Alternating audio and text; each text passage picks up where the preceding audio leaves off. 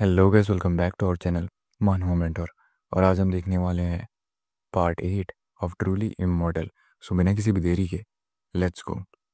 इस पार्ट की शुरुआत में हम ये देख सकते हैं कि शेन और विंजी दोनों के दोनों फांग शो के घर के आगे खड़े हुए रहते हैं और फांग का जो दरवाज़ा है वो ऑलरेडी खुला रहता है। वो दोनों जैसे ही अंदर देखते हैं उन्हें दिखता है कि फांग 3 कप चाय अपने टेबल में रख के रेडी कर रहा होता है। तभी वो स्टूल में बैठ के बोलता है कि मैं शेन और mister Lee, please have a seat. And फिर शेन और ली अंदर आ जाते हैं। तभी शेन उधर पर बैठते हुए बोलती है कि आखिर तुम्हें हमारा नाम कैसे पता था, और 3 कप ऑफ चाय, यानी कि तुम्हें एग्जैक्टली पता था कि 2 लोग आने वाले हैं। तभी फांग कॉन्फिडेंटली बोलता है उनकी आंखों में देख के, इसका यही रीज़न है कि मैं फ्यूचर देख सकता हूँ। तभी शेन बोलती है कि तुम फ्यूचर देख सकते हो, आखिर तुम ये प्रूफ कैसे करोगे। तभी फांग बोलता है कि तुम दोनों इन्वेस्टिगेशन ब्यूरो से हो और तुम्हारे 2 पर्पसेस है यहाँ पे आने के लिए। पहला कि तुम इन्वेस्टिगेट करना चाहते हो सुपर नेचुरल डोमेन बेलियो एकेडमी में जो हुआ था। दूसरा कि तुम्हें एसेस करना है कि वेदर मैं और जाओ हाउ की दोनों की एबिलिटी क्वालिफाई करती है कि नहीं इन्वेस्टिगेशन ब्यूरो को ज्वाइन करने के लिए। एंड जैसे ही फंग ये सब बोल रहा होता है उधर पे हम देखते हैं कि फंग की वाइफ जो है वो ये बोल रही है कि हनी, उनकी तरफ मत देखो, तुम्हें मुझे देखना चाहिए, उस लेडी को नहीं। एंड उधर पे विंसी तो फंग से पूछता है कि ये बातें तुम्हारी ये प्रूफ नहीं करती कि तुम फ्यूचर देख सकते हो। हमारा जो पर्पस है वो एकदम ईजी टू गेस था यहाँ पे आने का, और एज लॉन्ग एज कि तुम ये जानते हो कि इन्वेस्टिगेशन ब्यूरो एग्जिस्ट करती है कि नहीं तो तुम्हें पता ही होगा। तभी फांग जो है एक स्माइल देता है, जिसको देख के विंजी थोड़ा सा अनईजी फील करता है और पूछता है कि आखिर क्या गलत है मिस्टर फांग, मेरा जो रीजनिंग है वो बिल्कुल सही है। तभी फांग एक स्माइल देते हुए विंजी की तरफ देख के बोलता है, तो फिर बताओ मुझे, कितने लोगों को ये पता है कि तुम बहुत पहले से ही सीक्रेटली प्यार करते हो शेन को। एंड जैसे ही वो ये बात बोलता है विंजी का मुंह पूरा का पूरा लाल हो रखा रहता है और शेन कंफ्यूज हो जाती है कि ये क्या हो रहा है। तभी फंग बोलता है कि तुमने ऑलरेडी एक लव लेटर लिख के रखा है जो कि तुम्हारे लेफ्ट ब्रेस्ट के पॉकेट में है। जिसको सुनने के बाद विंजी बोलता है कि क्या, एंड अपने लेफ्ट साइड के ब्रेस्ट के पॉकेट को दबा के रखता है क्योंकि उसे समझ में आ जाता है कि फांग जो है वो फ्यूचर देख सकता है। तभी शेन बोलती है कि क्या, एंड उधर पे फांग की जो वाइफ है वो पीछे में बैठते हुए बोलती है कि हाँ हाँ सीक्रेट लव। तभी फांग रिपीट करता है जो भी उस लेटर में लिखा रहता है। वो ये बोलता है कि जो कंटेंट मैंने पढ़ा था उसमें ये था कि लिंगशुई, जब तुम ये लेटर देखोगी मुझे ये डर है कि मैं ऑलरेडी मरा हुआ हूँगा। मेरे मन में पहले से ही कुछ था जो मैं तुम्हें बताना चाहता था। एंड जैसे ही फांग ये सब बोल रहा होता है तभी शेन जाके विंजी का लेफ्ट ब्रेस्ट पॉकेट चेक करने लेती है और वो बोलती है कि लेफ्ट ब्रेस्ट पॉकेट यहाँ पे। एंड वो उस पिंक कलर के लेटर को देख लेती है और उसे निकालने लगती है। तभी विंजी बोलता है कि इन्वेस्टिगेटर शेन, तुम मुझे जानती हो, ये जो फांगशु है ये बिल्कुल नॉनसेंस बात कर रहा है, मैंने कुछ ऐसा नहीं किया है। एंड सिंस शेन को वो लेटर मिल चुका है वो उसको पढ़ने लगती है और वो बोलती है कि ये तो एग्जैक्टली वैसा ही मैच कर रहा है जैसे फांगशु ने बोला है। एंड उधर पे विंजी का जो चेहरा है वो पूरा का पूरा अजीब हो रखा होता है और वो सोच रहा होता है कि प्लीज़ मत पढ़ो इसे, मत पढ़ो इसे। उसके बाद शेन जो पूरा का पूरा लेटर पढ़ लेती है, उस लेटर को विंजी की तरफ फेंकने के बाद ये बोलती है कि इस लेटर में जो लिखा है यानी कि जो कंटेंट है इसके बारे में जानना ये साबित नहीं करता कि तुम फ्यूचर देख सकते हो या फिर प्रेडिक्ट कर सकते हो। आफ्टर ऑल ये जो लेटर है ये फ्यूचर में नहीं लिखा हुआ था बल्कि पास्ट में लिखा हुआ था। तभी फांग जो है वो चाय डालते हुए ये बोलता है कि मिशन, तुम्हारी जो एबिलिटी है वो है कंट्रोल करना फायर, और तुम्हारे मेजरमेंट्स है 85, 63 और 80। एंड उधर पे फांग की जो वाइफ है वो उस केतली से बाहर आते हुए बोलती है कि हनी, क्या तुम मेरे भी मेजरमेंट गेस कर सकते हो। शेन जब उन्हें पावर और अपने मेजरमेंट्स के बारे में सुनती है वो थोड़ी सी चौंक जाती है, पर फिर भी वो अपना फेस एक्सप्रेशन कंट्रोल करके बोलती है कि मेरी जो एबिलिटी है वो उतनी ज़्यादा सीक्रेट नहीं है स्पिरिट मास्टर के सर्कल में, और 85 सेंटीमीटर मेरी जो मेजरमेंट है तुम इतना एक्यूरेटली अगर गेस कर सकते हो तो इसका यही मतलब है कि तुम एक लीचर हो। तभी फांग बोलता है कि मिशन, तुम्हारे पास एक और सीक्रेट है जिसके बारे में कोई नहीं जानता, क्या तुम चाहती हो कि मैं उस सीक्रेट को सबके सामने ऐसे बोल दूं। तभी शन बोलती है कि हाँ हाँ बोल दो, मेरे पास ऐसा कोई सीक्रेट ही नहीं है जिसको लेके मुझे शर्म आए। एंड उधर पे विंजी सोच रहा होता है कि मिस लिंगशी का सीक्रेट आखिर ये क्या हो सकता है। तभी फांग हंसते हुए बोलता है कि मिस शिन, तुम्हें एक एक्सट्रीम पिंक फेटिश है, तुम्हारे अंडरवेयर का कलर भी पिंक है, और इवन तुम्हारे पास एक पिंक कलर का टैटू है जो कि है तुम्हारे। एंड जैसे ही वो ये सब बोलता है, तभी हम देख सकते हैं कि शैन जो है वो गुस्सा हो जाती है, और वो ये बोलती है कि इसे फ्यूचर प्रिडिक्शन नहीं कहते हैं, इसे क्लियरली एक्सरे विजन कहते हैं। तुम भी बिल्कुल जाओ के जैसे हो, तुम दोनों ही किसी भी काम के नहीं हो। तभी फांग एकदम कामली बोलता है कि फ्यूचर प्रिडिक्ट करना ये नहीं होता कि एवरीथिंग जो भी फ्यूचर में होने वाला है मैं उसे बताऊं। लास्ट नाइट जब मैं बैठा हुआ था तो मैंने देखा था कि तुम दोनों मुझे विजिट करोगे, और मैंने अपनी स्पिरिचुअल एनर्जी से ये देखा कि असिस्टेंट ली ने तुम्हें वो लेटर पढ़ के दिया है रात को। एंड मैंने ये भी देखा कि तुम कैसे अपने वार्डरोब को ऑर्गेनाइज कर रही थी। ये सब सुनने के बाद शेन का जो मुंह है वो पूरा का पूरा रेड हो रखा होता है। उसके बाद शेन जो है वो शांत हो जाती है और वो बैठ जाती है। वो ये सोच रही होती है कि मुझे ऐसा लगता है कि फंक्शन ने कुछ ज़्यादा ही देख लिया है आफ्टर ऑल, क्योंकि वो जो टैटू है वो तो मेरे। एंड तभी वो बोलती है कि तुम जो बोल रहे हो उसे हम रियल फ्यूचर प्रेडिक्शन नहीं बोल सकते। तुम एक काम क्यों नहीं करते, तुम मुझे आज रात के लॉटरी के जो नंबर्स है उन्हें लिख के दे दो। एंड तभी फांग क्या करता है कि वो रैंडमली कोई भी नंबर लिख के दे देता है, और वो ये सोच रहा होता है कि मैं कोई भी रैंडम नंबर अभी लिख के दे दूंगा, जब वो लॉटरी का रिजल्ट आ जाएगा उसके बाद मैं एक डेथ रीसेट करूंगा अपना खुद का, एंड सारे इन्फॉर्मेशन निकालने के बाद उन्हें असली लॉटरी का नंबर दे दूंगा। एंड जब वो यही सब सोच रहा होता है तभी शन बोलती है कि अगर तुम्हारे पास एबिलिटी है कि तुम फ्यूचर देख सकते हो, तो तुम सारे के सारे लॉटरी के टिकट जो जीतने वाले हैं उन्हें खरीद के अमीर क्यों नहीं हो जाते। तभी फांग बोलता है कि क्या तुमने कभी बटरफ्लाई इफेक्ट के बारे में सुना है, सो तुम भी कभी ब्यूरो का पावर इस्तेमाल करके एक्स्ट्रा मूव्स करने के बारे में मत सोचना। तभी शन बोलती है कि अगर ये जो नंबर्स है वो मैच नहीं किए तो, एंड फांग बोलता है कि अगर ये नंबर्स मैच नहीं किए और तुम नहीं जीती तो मैं अपने लाइफ से पे करूँगा। जो सुनने के बाद शन थोड़ी सी गुस्सा हो जाती है और बोलती है कि तुम, बट शन को मनाने के लिए विंजी होता है और वो बोलता है कि इन्वेस्टिगेटर शन प्लीज़ काम डाउन, जो लॉटरी का जो ड्रॉ है वो भी वैसे भी रात को होने वाला है और हमें पता चल ही जाएगा सच्चाई। तभी विंजी फांग से पूछता है कि मिस्टर फांग, हम तुम्हारे एक्सपीरियंस के बारे में बात करते हैं जो कि 100 willow academy super natural zone में हुआ था। तभी फांग थोड़ा सा सुस्ता और वो बोलता है कि वो जो सुपर नेचुरल जोन था वो था क्विंचन मेंटल हॉस्पिटल। तभी शन बोलती है कि सुपर नेचुरल जोन्स का नाम देना ब्यूरो का काम है, तुम्हारा नहीं। तभी फांग समझा रहा होता है कि अगर वहाँ पे हुआ क्या। वो बोलता है कि ऐसा अपियर हुआ सडनली कि जिस टाइम पे हम लोग नोटिस कर पाते उससे पहले ही जो एकेडमी का सेल्स ऑफिस था वो ओवरलैप हो चुका था मेंटल हॉस्पिटल के साथ। जितने भी लोग थे वो एकेडमी बिल्डिंग के जगह पे मेंटल हॉस्पिटल में एंटर कर चुके थे। एंड जब फांग सारी डिटेल देने वाला होता है वो ये सोच रहा होता है कि as a newly promoted first level spirit master मेरी जो एबिलिटीज़ है वो लिमिटेड है। सो इसीलिए मैं बस हाईलाइट कर दूंगा की पॉइंट्स को जो मेरे एक्सपीरियंसेस थे उस सुपर नेचुरल जोन में। वो जो स्कैल्पल है जो मुझे मिला है वो एक अननेसेसरी ट्रबल क्रिएट कर सकता है। सो इसलिए बेस्ट यही होगा कि इसके एग्जिस्टेंस को मैं एक सीक्रेट रखूं अभी के लिए। तो ये सब सोचने के बाद फांग बाकी डिटेल्स बताने लगता है, एंड वो ये बोलता है कि सो ऐसे करके वो जो चीज़ें थी वो गई बिकॉज मेरी जो स्पिरिट एनर्जी है उसका रिजर्व्स बहुत लिमिटेड है, और मेरा जो प्रेडिक्शन है वो मैंने यूज़ किया था वंस जब हमें पाथ चूज़ करना था लेफ़्ट और राइट के बीच में। और देखने जाने पे वो दोनों ही सिनेरियोस अलग थे। एक था जिसमें जाओ हाओ और मैं एस्केप कर रहे थे थ्रू ए सेफ्टी पैसेज, जिसमें हम लोगों ने एक dream controlling super natural being को इनकाउंटर किया था। वहीं पे वो जो दूसरा रास्ता था वो था जो हमें हॉस्पिटल रूम्स की तरफ ले जाता, इमिनेटिंग एक extremely terrifying super natural aura. जाहा और मैं वहाँ पे मारे जाते, एंड हमें वो जो फीमेल डॉक्टर घोस्ट है और नेचुरल बीइंग्स जो है वो खा गई होती।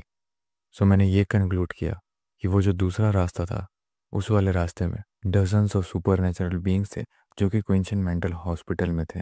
तभी ये सुनने के बाद विंसी का रिएक्शन बौखलाया हो रहता है और वो बोलता है कि dozens of super natural beings, क्या तुम श्योर हो। तभी शन बोलती है कि फांग श्योर, तुम्हें ये पता है ना कि तुम जो बोल रहे हो वैसा पहले कभी नहीं हुआ है। ये जो सुपर नेचुरल जोन है उसमें dozens of super natural beings globally आके हैं। जनरली सुपर नेचुरल जोन जो है वो बन जाता है based on the corresponding super natural beings. उन सब में इंस्टेंसेस होता है कि वहाँ पे इंट्रूजन या फिर फ्यूजन है। पर सुपर नेचुरल बींग्स एक जगह पे साथ ही साथ पीसफुली नहीं रह सकते, वो एक दूसरे को डिवावर कर देंगे।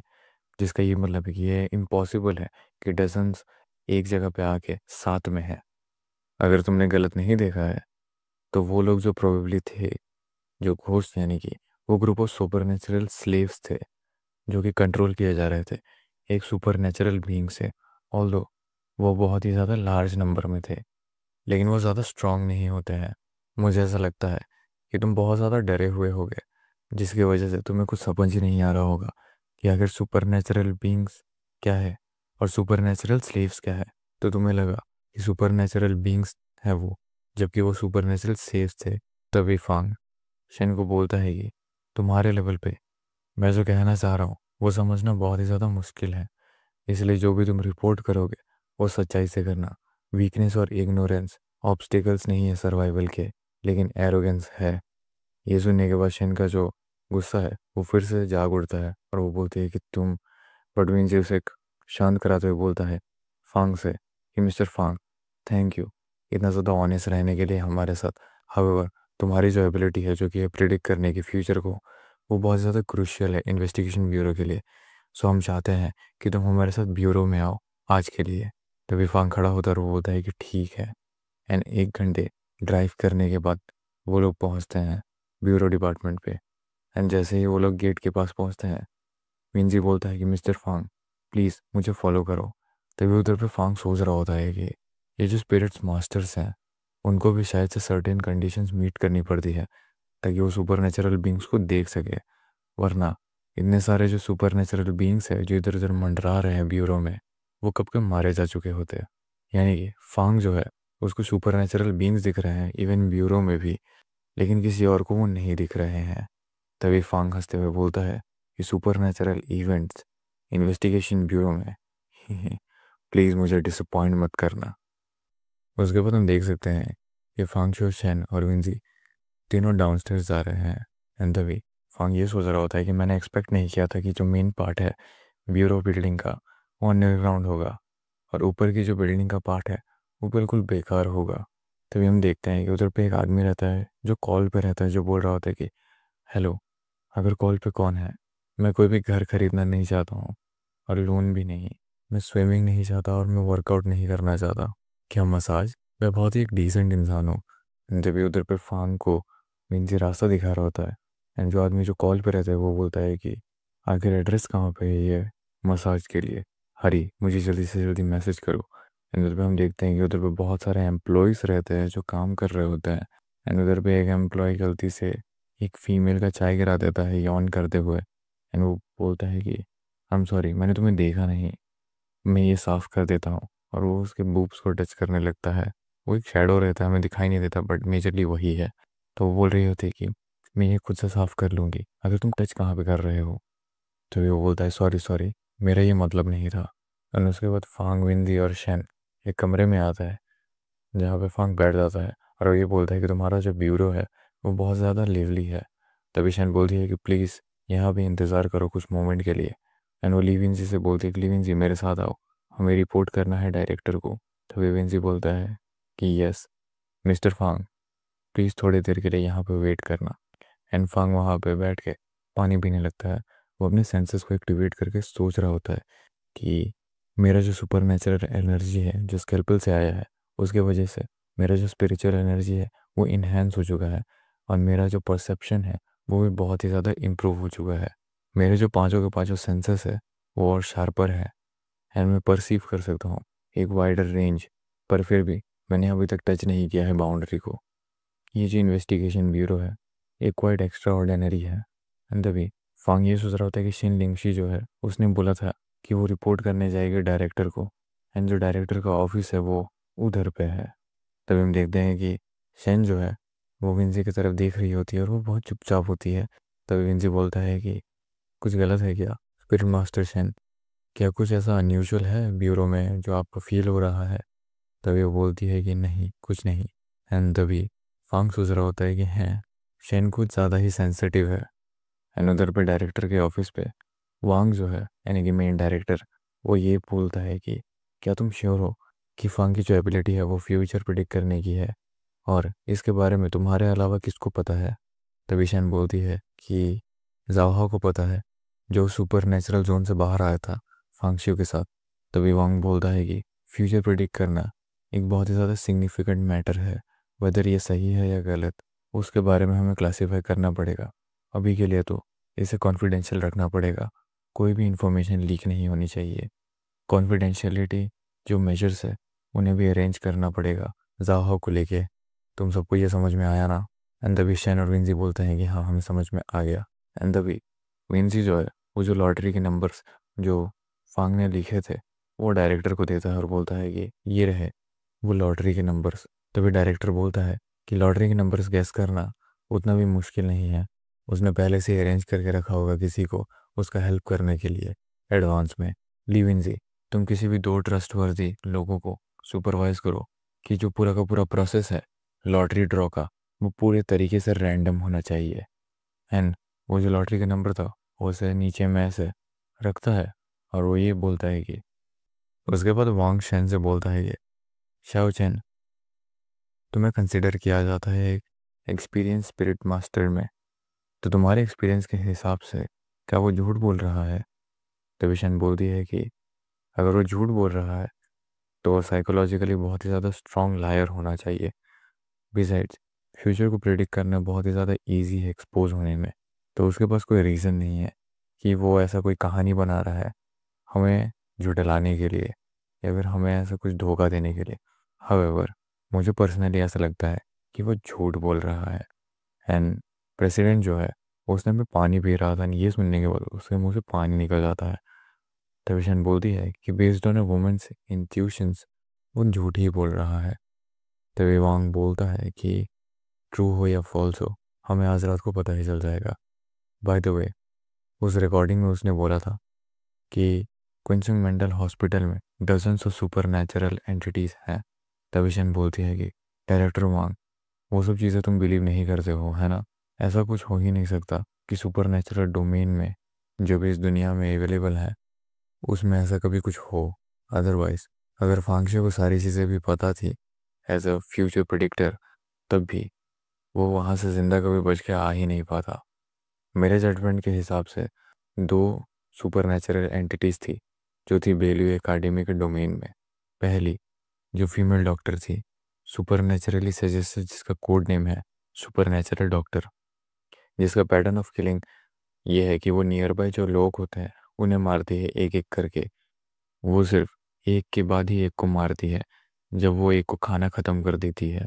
डिस्क्रिप्शन के हिसाब से उसका जो रैंक है वो डी रैंक है। एंड दूसरा जो है ड्रीम कंट्रोलिंग सुपर नेचुरल, जिसका सजेस्टेड कोड नेम है नाइटमेयर, जिसका पैटर्न है फोर्सिवली जितने भी आसपास के लोग हैं उन्हें सपने में डाल देना, देन उन्हें सपने में ही डराना और मारना।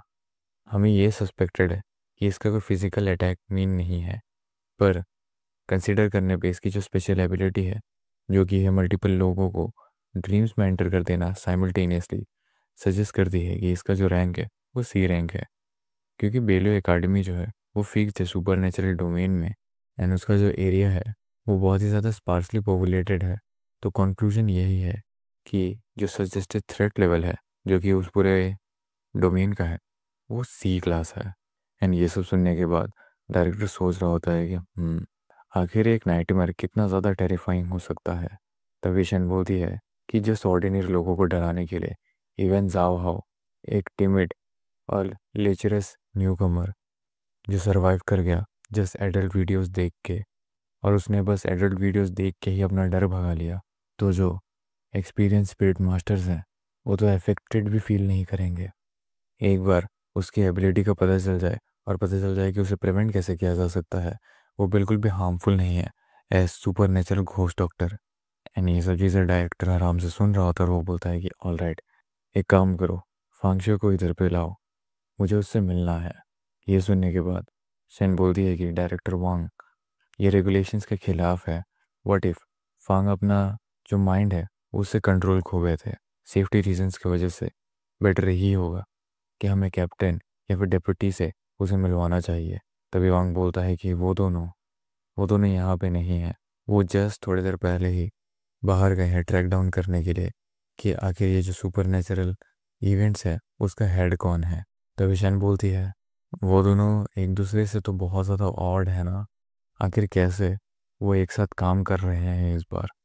एंड हमें दिखता है कि उधर पे एक इंसान रहता है जो सीढ़ियों से ऊपर जा रहा होता है और उसके पीछे एक इंसान रहता है। फिर वो फटाक से ऊपर आता है जो नीचे वाला इंसान रहता है। एंड हमें उन दोनों का इन्फो दिया जाता है जो उस दरवाजे से बाहर निकलने की कोशिश कर रहे हैं। जो नीचे वाला इंसान रहता है जो धक्का मारते हुए आता है वो है लुडविन सिटी का इन्वेस्टिगेशन ब्यूरो डिप्टी कैप्टन बेशी। एंड दूसरा जो इंसान है जो पहले ही ऊपर जा रहा था वो है लुडविंग सिटी का इन्वेस्टिगेशन ब्यूरो कैप्टन यांगमिंग। तभी यांगमिंग बोलता है कि मुझे धक्का मारना बंद करो, मुझे बाहर पहले जाने दो। एंड बेई बोलता है कि नहीं, मुझे पहले बाहर जाना है। इन में हम देखते हैं कि वांग कुछ ना कुछ बोल रहा होता है और वो बोलता है कि वो दोनों वो दोनों compete कर रहे हैं कि आखिर ये जो मिस्ट्री है उसे पहले कौन सॉल्व करेगा। एंड तभी हम देखते हैं कि यांग जो है वो फटाक से अपने कार की तरफ जाता है एंड कार में बैठ जाता है।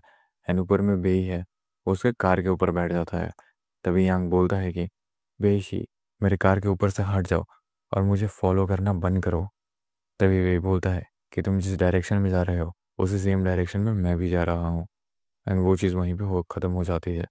उसके बाद हम देखते हैं कि वांग जो है वो शन से बोल रहा होता है कि शाह, तुम प्लीज़ जाओ और फांगशे को बुला के लाओ। तभी शन बोलती है कि ऑल राइट, मैं उसे तुम्हारे पास भेजने से पहले एक मेंटल कंटेमिनेशन टेस्ट करना चाहती हूँ ताकि जो रिस्क है उन्हें अवॉइड कर सके। एंड उसके बाद हम देखते हैं कि फांग और शन एक कमरे में बैठे हुए हैं जहाँ पे एक स्पिरिचुअल लाइट डिटेक्टर टेस्ट करने वाला मैकेनिज्म रखा हुआ है। तभी शन बोलती है कि ये लाइट डिटेक्टर है जो टेस्ट करता है किसी भी स्पिरिचुअल फ्लक्चुएशंस से कि तुम झूठ बोल रहे हो कि सच। एज लॉन्ग एज तुम्हारा जो हार्ट है और तुम्हारा मुंह है वो मैच नहीं करेगा तब तब ये रिएक्ट करेगा। जितने भी नए स्पिरिट मास्टर्स होते हैं उन्हें इस टेस्ट से गुजरना पड़ता है। तभी फांग जो है वो अपना हाथ उस डिटेक्टर में रखता है और बोलता है कि ओके, पूछो मेरे से। तभी शन पहला सवाल पूछती है कि पहला सवाल, अगर वहाँ पे एक पावरफुल सुपर नेचुरल एंटिटी है जो पूरे के पूरे सिटी को ख़त्म कर रही है अभी, एंड तुम्हारे पास तीन ऑप्शन है। पहला, फाइट करना उस सुपर नेचुरल एंटिटी से। दूसरा, इस्केप करना अकेले। तीसरा, जितने लोग हो सके उतने लोगों को सेव करना और इस्केप करना साथ में। एंड तभी फांग सोचता है एंड शन पूछती है कि आखिर तुम्हारा चॉइस क्या है। एंड ये जो पार्ट है वो यहीं पे ख़त्म हो जाता है। It's not a game, it's a